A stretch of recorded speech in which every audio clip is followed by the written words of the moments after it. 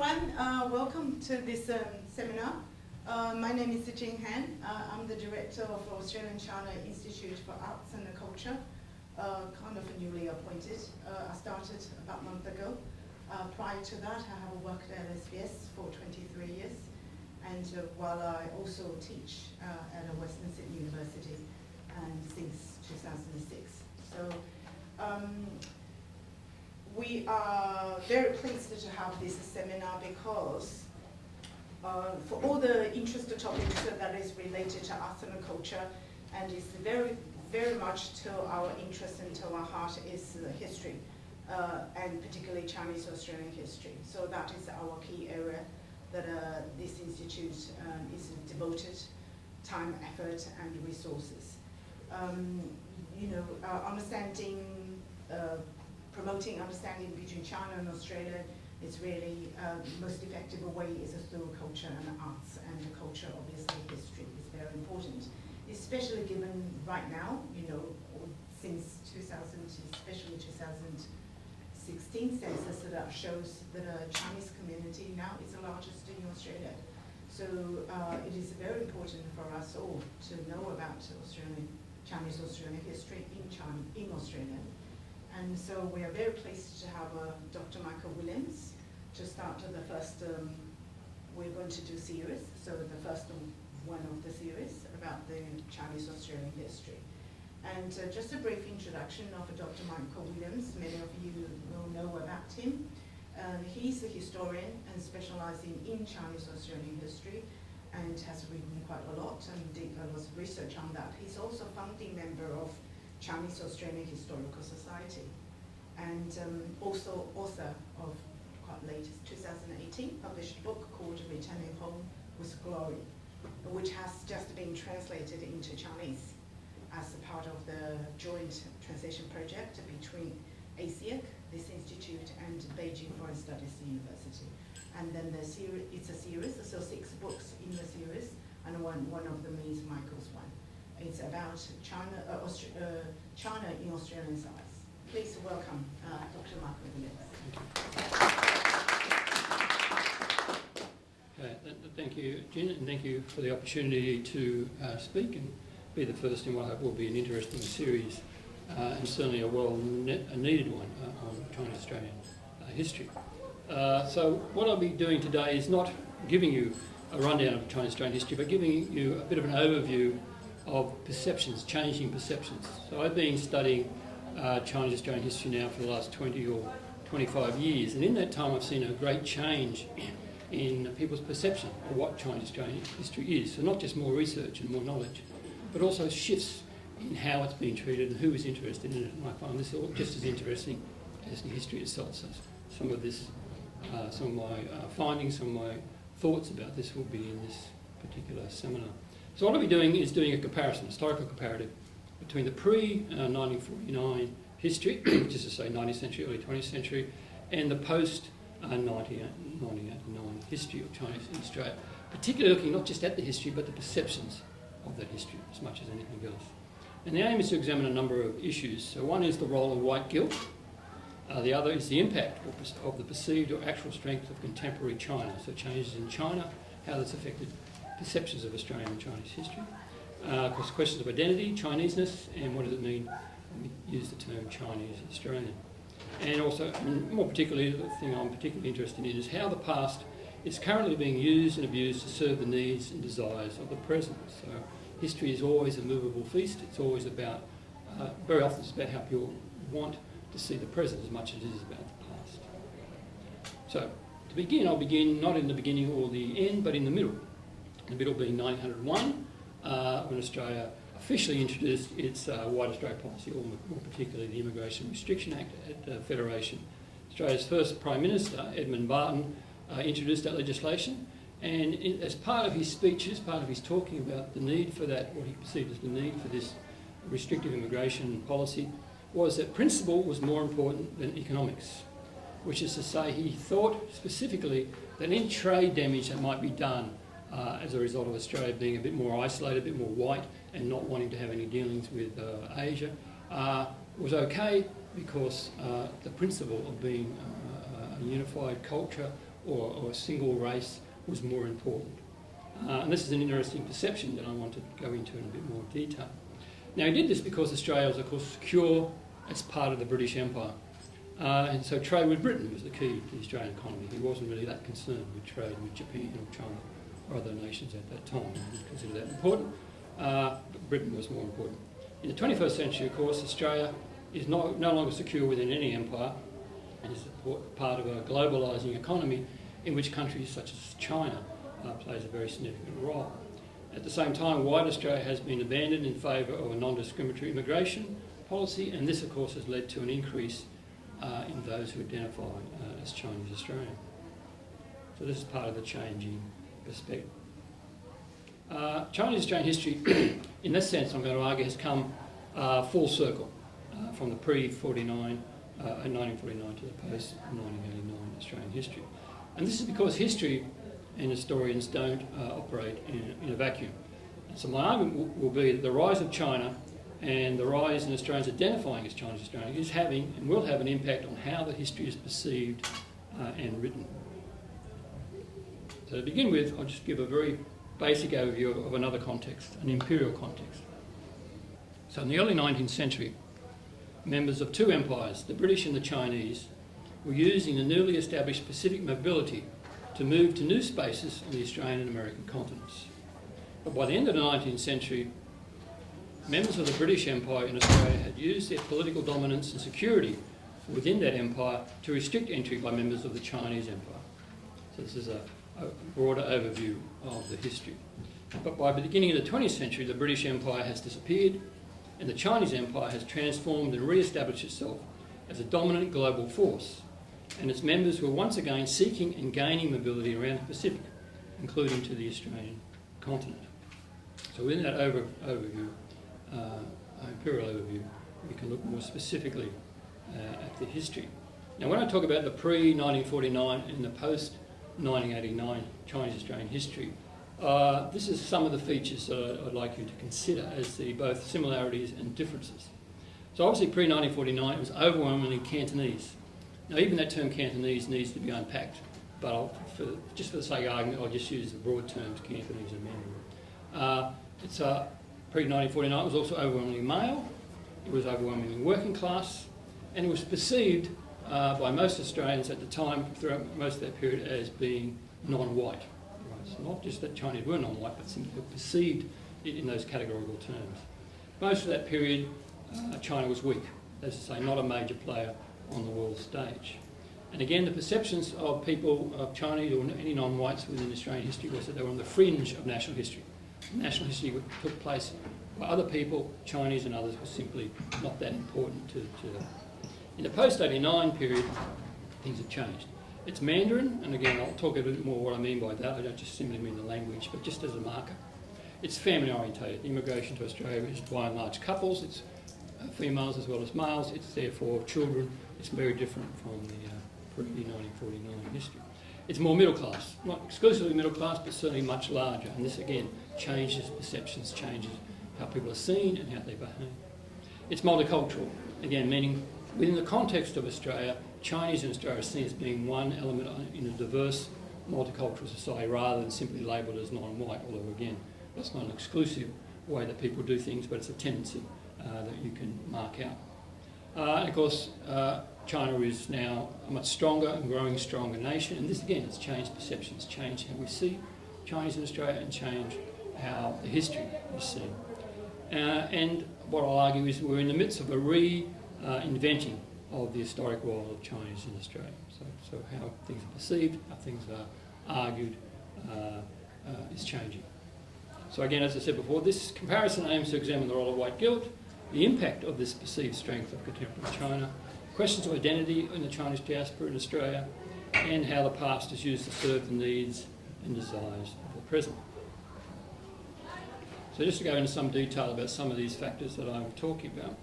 Again, not everybody understands just how narrowly focused the immigration from China to Australia was in the pre-1949 period. So it's not just the single province of Guangzhou, but just a handful of counties, 8 to 15 counties around the Pearl River Delta, mostly connected to Hong Kong. And within those counties, Cantonese was spoken in a number of different dialects, and even a few languages as well that cannot be described as simply the same as Cantonese. So you've got dialect and language differences within there, which are important because they were important to the people at the time. That was how they organised themselves, it's how they organised their shops, how they organised their links back to the villages, it's how they formed their groups and clans, both in Melbourne, Sydney and elsewhere in Australia. So it's important to people. So the idea of using Cantonese is really just a bit of a label. And if Cantonese is a label that's not entirely accurate, then the label Chinese isn't necessarily as accurate. So this is just something that you need to bear in mind. The idea of people being conscious of being Chinese is something that grew gradually over this period of time, going back in the 19th century through into the 20th century. In the post-89 period, it's more Mandarin. By Mandarin I mean simply from other locations around China. Most people speaking Mandarin, although they probably also often speak other dialects as well, which again are important to people, but maybe not as important as it was in the pre-1949 period. But nevertheless, something that's important to people, it's something to be considered by people who are doing the history. So this is some of the changes that are taking place. As I said before, it's male. Again, just these figures here to show you how overwhelmingly male the immigration from China was in the 19th, early 20th century. Very few females. But there were, of course, females. There were wives, but they were in the villages. That's where people went to send their money back to. That's what they often travelled back to. So there were wives, there were families. They were just located differently. They weren't necessarily a high migration to Australia.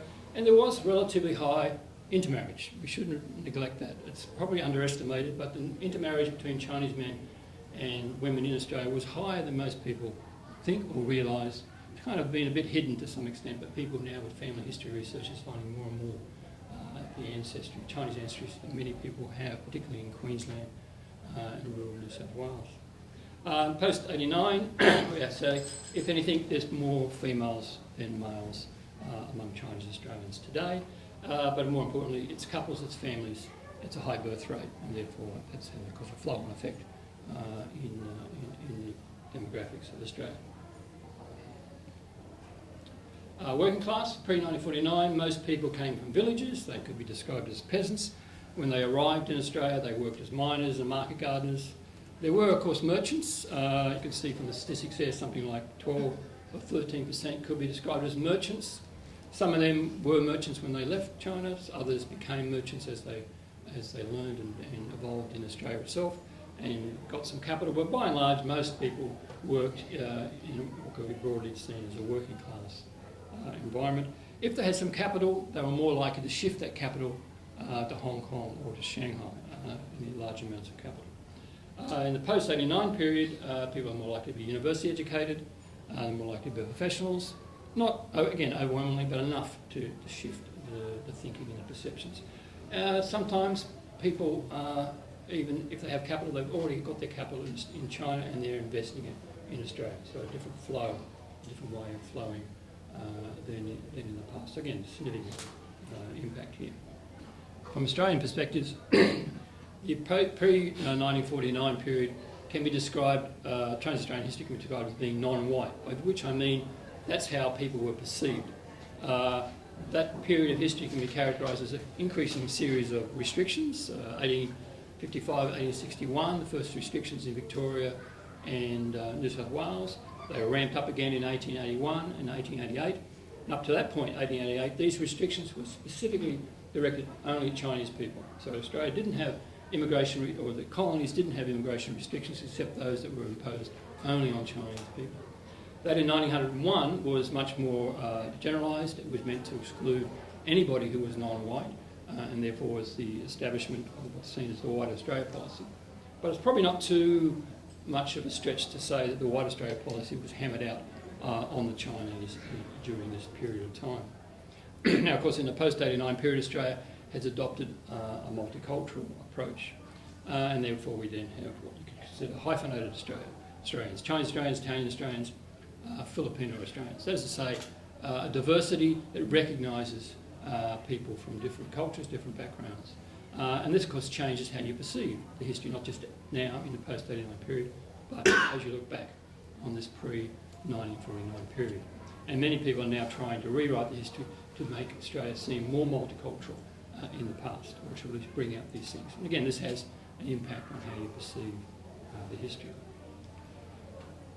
Another important feature, I think, that we need to really look at is that the strength or otherwise of China. So China as a nation, China as an empire. So in pre-1949 period, we have basically a weak China. Certainly during the period of the Qing dynasty, mostly in decline in the 19th century, much difficulty with European colonial interference. Even after 1911 and the fall of the Qing, the Republic of China, again, is relatively weak. It goes through its warlord period, and of course a period of the Japanese invasion, which means that it cannot deal very much on the international stage. After 1949, the PRC is relatively isolated politically until the 1970s, so again doesn't have much of an impact except in the Cold War terms, but I won't be dealing with that very much in this lecture. So, People's Republic of China, sorry. So again, political change in 1949, which is why I picked that date as a defining term. The two dates I just mentioned that then is 49 and 89. Of course, the two dates are important in Chinese terms. What's happening in China, not in Australian terms. So this is again the emphasis that things happening in China are influencing Australia. Australia doesn't grow or develop historically in isolation, particularly its Chinese-Australian history. So these dates are things that happen in China, not happen in Australia, but they impact upon Australia. So post-89 period, a 400% or more increase in trade with China. As China grows and develops, becomes Australia's largest trading partner in this period after 89. And political attitudes of China become important to Australia, increasingly so in the last few years. Some of these things have moved into a more negative space on occasions. Again, this impacts upon the history and how people perceive or wish to see the history. Now, moving more into this history, pre-1949 period, in general, people saw Chinese in Australia as being on the fringes of national history. So national history took place, and Chinese involvement in that was just marginal. They were mostly seen as victims only, not participants, if remembered at all, and usually seen in terms of stereotypes. Gold miners and market gardeners, not very much in terms of individuals, and not very much beyond these stereotypes. In the post-89 period, there's been a re-evaluation of this history, with many, particularly local areas, kind of rediscovering their Chinese history that was always there, but they had neglected it or forgotten about it or not seen it as being important or central to their history. Part of this has been about establishing a claim. So again, you've got more people in Australia identifying as Chinese Australian, and therefore it's of their interest to see that Chinese have a longer history within Australia. So this is about establishing a claim, and I'll talk a little bit more about that later on. It's also about white guilt. White guilt, in this case, I'm talking about simply people acknowledging the racism and the discrimination of the past, feeling bad about it, and then trying to kind of exercise that guilt. It's a dangerous way, a dangerous psychology, and it isn't very helpful to history in many ways, but it's nevertheless something that's important and needs to be taken account of. And tourism. Tourism being part of this rise of China. The rise of China means you have a rise of the middle class, you have a rise of people who have money, and now they're touring around the world, they're becoming tourists. Everybody wants a bit of the tourist dollar, and this has also impacted upon history within Australia in some interesting ways. What is this reinterpretation I'm talking about?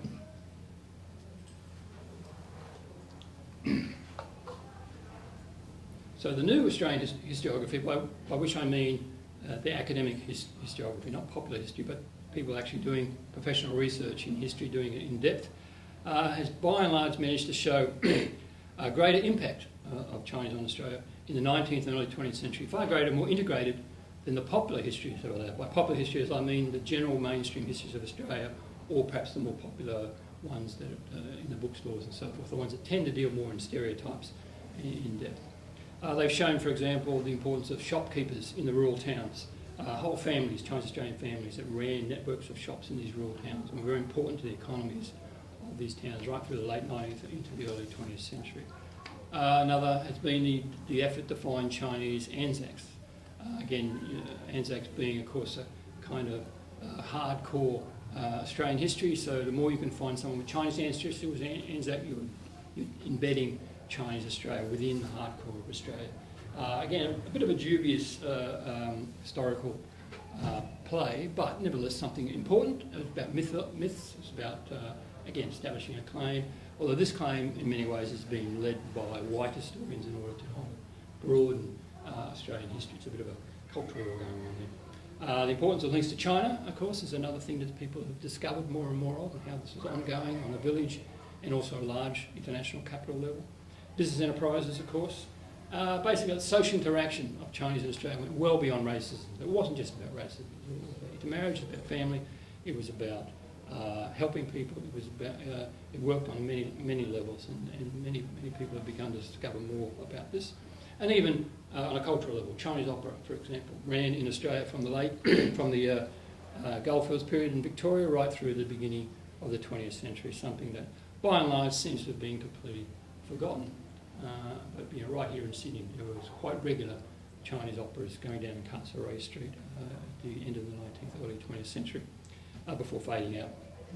So many of these perceptions are hampered rather than helped by white guilt, and also by the desire for identity. That's to say, the desire of those that identify as Chinese Australians to have a claim to have a long history within Australia. So white guilt. So this is defined, of course, as a re-examination of past wrongs and oppressions. So there's nothing wrong with white guilt. You've got to acknowledge your past. You've got to look at what was done wrong, what was done right, and decide whether, in fact, you can do better. But very often it leads to exaggerations. It leads to a focus just on the most violent aspects or the most racist parts of history, and the tend to exclusion of other aspects. It often leads to exaggerations because this is a good story. I mean, violence, the newspapers, journalists, these often use these things. So I like a good story. A few lynchings here and there, a few murders. That makes for a better history than simply the more nuanced history that an academic might want to write. It's also partly driven by a need to keep up with the Americans. The Americans have a very violent racial history, we all know that. And so often people think, Australian history perhaps is too quiet, a bit too peaceful in comparison. And so, you've got to think, if they were lynching people over in America, it must have happened here in Australia as well. So there's a little bit of an element of that goes on with this idea of trying to make the history as racist as possible, which is not saying I'm going to deny there's lots of racism. Australia had plenty of it. It simply wasn't necessarily quite on the standard of the Americans. So the danger, of course, is that this can lead to a perpetual victim states. That Chinese or other minorities are simply seen as perpetual victims all the time, because of the need for the white guilt to simply kind of exercise what they did. It keeps the whites at the centre of the stage and doesn't allow other people a voice. So these are the dangers I'm saying. Obviously there's a danger of denying racism on the other side. We certainly don't want to do that, but you don't want to overemphasise the racism to the exclusion of other relations, other ways of interacting. Because it can limit the understanding, it limits nuance, it limits some of the contradictions. There are always contradictions. Arthur Cornwall is often seen, for example, as one of the most racist immigration ministers, very anti-Chinese. He always went down to Chinatown, always had Chinese friends, spoke a bit of Cantonese himself, had quite a lot of my friends in the Chinese community. It's a contradiction. People are contradictions. Arthur Cornwall was contradictory. Everybody's contradictory. So, some of this idea of white guilt, of course, is about making the past worse in order to make you feel better about the present. And I think that's, again, a dodgy claim. I mean, the present isn't as good as we think it is, and you don't make it better by simply making the past worse. In fact, you make it harder to understand the present if you deny some of the contradictions and some of the good things that happened in the past, some of the struggles that people had. Of course, it's the same struggles as we have today. There's also, so we're talking here mostly about white guilt, but the Chinese parallel in this. As I say again, Chinese Australians will often also emphasise the racism of the past for similar kinds of reasons. The idea being that then you can say, how pioneers, how ancestors went through this terrible field of fire. Now, we're better. We're doing better. So it's the comparison to make yourself feel better about the present. And that's fine, and it's true enough in various ways, but also it helps you to obscure things. Obscures sometimes more than it eliminates. It's perception, and I'm not saying one way is right, one way is wrong, but I think it's good to be aware of a range of things. Now, the strength of China. So mainly, this is in the recent contemporary times, has been mostly perceived in terms of economic terms. A rise of trade and the rise of tourism, again another aspect of that economic increase. So this has increased respect Having a lot of money, people respect people with lots of money. Chinese have lots of money, you must respect them more. Their culture must be better than we thought because they've got lots of money. This is a kind of very modern capitalistic way of looking at things. Very superficial. Unfortunately, it's also very true. So there has been an increased respect for things Chinese, and that's good, and that's flowed onto a range of things well beyond economics. It's led to people wanting to acknowledge past wrongs, but it means that they often want those wrongs to be firmly in the past and to ignore any wrongs that might be happening today. It kind of emphasises the idea that everyone's equal now because we've all got money. There's nothing that needs to be changed except, of course, a bit more economic activity going on here and a bit more money. Some of the, just to give an example of how this plays out on the historical level, Tasmania has rediscovered its Chinese past at some point. So Tasmania actually did have small Chinese communities in northeastern Australia at the end of the 19th century. They were tin mines in northeastern Australia, fairly isolated areas, but Chinese miners came down from Victoria, went into Tasmania and lived there for quite a number of years. About 5 villages were there that were fairly almost exclusively Chinese. They had their own temples. They lasted for a couple of generations, and then they faded out as the tin faded out, and people returned to Victoria or back to China. And that was pretty well forgotten in Tasmanian history until Chinese tourists started turning up. How do you attract Chinese tourists? Well, one way is you say, well, you emphasise that there was some Chinese history here. And so they developed this Trail of the Tin Dragon. Quite a lovely little tour. It winds its way through some very nice places, has these little memorials and markers, and talks about the Chinese history. And that's just one example of how local areas have begun to rediscover their Chinese past and linked it very clearly to tourism and the need to increase and attract Chinese tourists. Orange in New South Wales has done a similar thing, did a very interesting historical analysis done by Barry McGowan, a very good one, and set up a display in the regional museum about the Chinese in their history. Previously they had neglected it and not really been very aware of what's going on. Now, Sydney, of course, has done a similar thing. There was an exhibition in Sydney, the Museum of Sydney in 2015 called the Celestial City Exhibition. It was a terrible exhibition in that it was almost totally a white guilt type exhibition. It just simply emphasised racism. It really centred the white people as being the most important thing in Chinese history. And it was kind of meant to say how terrible whites were.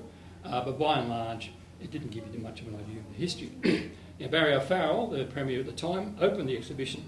And in it, he declared that this exhibition, this kind of exhibition, was important precisely because it helped to exercise ghosts of the past that would smooth the way for greater trade in the future. So he very clearly stated this kind of economic imperative. Basically, you acknowledge all these crimes in the past, then you can forget about them, and then you can move on and have lots of trade. So again, I think a very superficial view, but he's just a politician, a premier. I don't blame him personally. He just said it very clearly. I do blame the museum, and I was quite annoyed with them at the time. So another aspect is questions of identity. Of course, this is something I could go into a lot of detail, but I'll just mention it in passing, just to make this idea of Chineseness. Of course, the English has only the one word Chinese, and that causes a lot of difficulties. We're talking about Chinese nationals, but we're also talking about people who are national China or the state, the PRC. But we also talk about people who have a cultural, racial identity, including, of course, many people from remigration. That is to say, people of Chinese origin who identify as Chinese coming from places such as Malaysia and Vietnam. Their family may well have originated in China, but it could have been 3, 4, 5 generations ago. They may not speak any Chinese dialect anymore by the time they arrive in Australia, but they still will identify as Chinese Australians for various reasons. And of course then you have the many Australian-born Chinese, again, often of 4 or 5 generations. So all these people can be classified as Chinese Australians or self-identify as Chinese Australians, but of course it's not always the same thing. There's quite a lot of diversity. We have to remember that when we're talking about it. There's been an increased identification with Chinese heritage for a variety of reasons.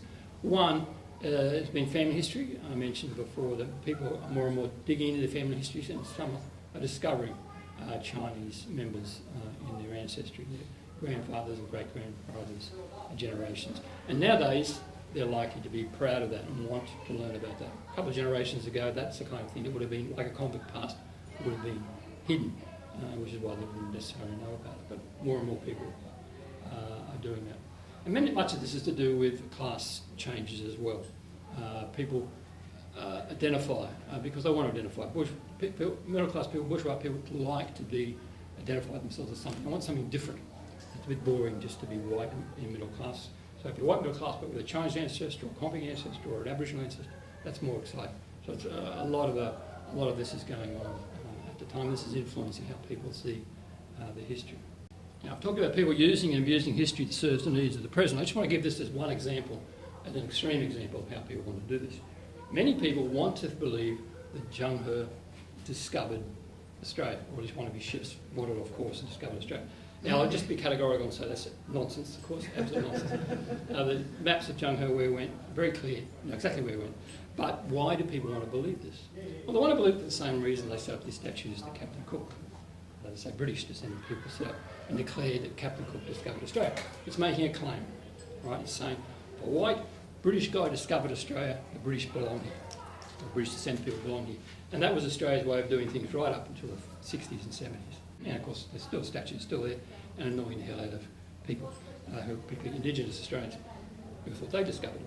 So a similar kind of thing. Chinese people, some Chinese people, by no means all, want to do the same thing. If Zheng He discovered Australia, even if it was just a boat sailing past and waving, somehow makes a claim. It makes Chinese belong to Australia. It's fine. I can understand that psychologically. Historically, it's rubbish. Mark Cheyenne is a better deal. He, of course, last year, people celebrated the 200 years of Chinese in Australia. They picked on Mark Cheyenne because he can be identified by name as one of the first Chinese to arrive in Australia. His descendants still live in Australia. He ran a pub right here in Parramatta. So he's a great symbol. It's a symbolism. It's it's a myth. It's mythologising the history. And again, it's understandable psychologically, even if it's a bit dodgy historically. Another piece of myth is to do with Lemming Flat, often mentioned again and again as a major racial turning point in Australia. Again, it's keeping up with the Americans, having a violent race riot. Certainly it was a violent race riot. Thousands of people were driven off the goldfields. The question is, did anyone die at Lemming Flat? And the answer is, of course, no. Or if anyone did die, it was one white miner shot by a policeman. But nevertheless, amongst many people, they will believe that many people did die. This memorial here, the one in the top, is at Brookwood Cemetery at the moment. It was set up a few years ago by a Chinese community group. Originally, the memorial was going to say a memorial to those who died at Lemming Flat, until it was pointed out to them that nobody died at Lemming Flat. So they changed it to say a memorial to those who might have died. So they weren't going to, they compromised a little bit.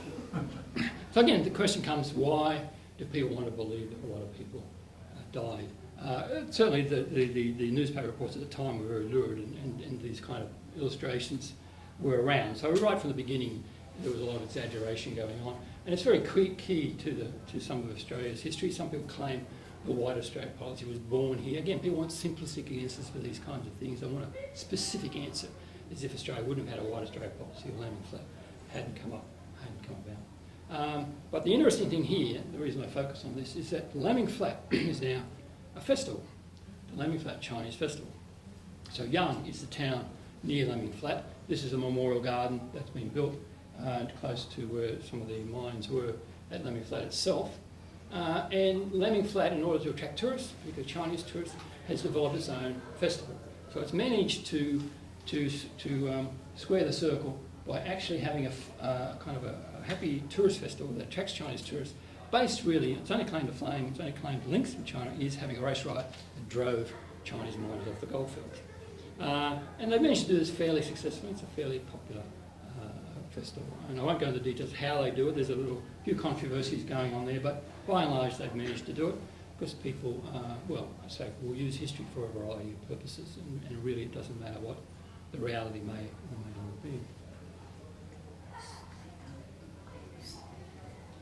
So, coming to a conclusion, I'm just going to go over 4 very recent uses of Chinese Australian history. 2 by professional historians, John Fitzgerald and Sophia Couchman, and 2 by non-professionals who have used history for their own purposes. Monica Tang in her book Stranger Country, and Tim Watts in his The Golden Country, recently published.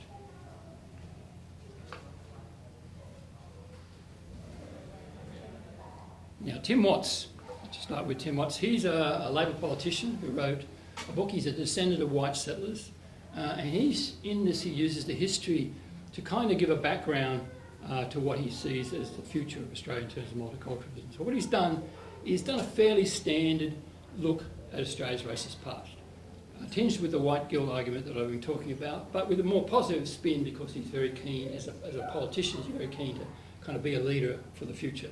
And his claim to links to China is that he's married to a Hong Kong-born woman, and his children, therefore, are mixed Asian Australians. And he's worried about their future. No, that's fair enough. He's done what a lot of popularisers do. He's read, somehow, when people do their historical research, they seem to be incapable of looking at anything that's less than 20 years old. So his history's okay. There's nothing particularly wrong with it, but there's nothing there that looks at anything that was written in the last 20 years. He did speak to Stephen Fitzgerald. He did speak to Erin Chen, but a few people directly. But by and large, it's old history. But not necessarily wrong for that. But it's a bit outdated. but it served his purposes, which was to kind of, again, talk about the racist past of Australia, so that he can then talk in terms of what he hopes will be a multicultural future for Australia. So he's using it for his own purposes. And when I go over these histories, I'm not saying any of them are wrong. I'm just saying that different perspectives, different perceptions of the history. Monica Tan, she identifies as a Chinese Australian herself, did a very interesting book. She did a tour around Australia and then wrote up her notes about it. And it was all about identity and as a Chinese Australian, identity as an Australian. Identity is somebody non-Indigenous in meeting various Indigenous communities and Indigenous peoples. Now she uses the history in another way. She's looking at the Chinese role in colonial Australia, the Chinese role in usurping Aboriginal culture and land. And so she takes a twist that says, rather than the old way that would say, oh, well, Chinese and Aborigines, they were all minorities, they were nice and friendly together against the evil whites. That's a kind of stereotypical view.